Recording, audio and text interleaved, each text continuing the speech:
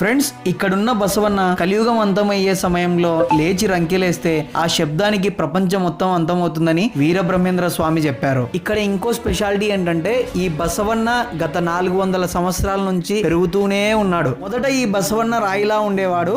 అది చూసిన ఊరి ప్రజలు తొలగిద్దామని ప్రయత్నించారు.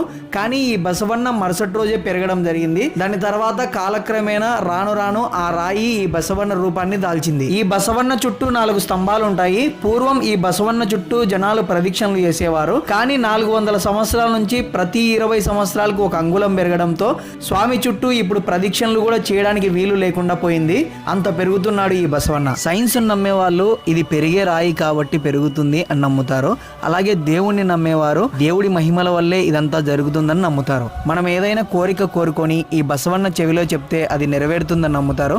ఫ్రెండ్స్, ఫుల్ వీడియోలో ఇంకా చాలా రహస్యాలు చెప్పాను. ఫుల్ వీడియో కోసం ఇక్కడ క్లిక్ చేయండి.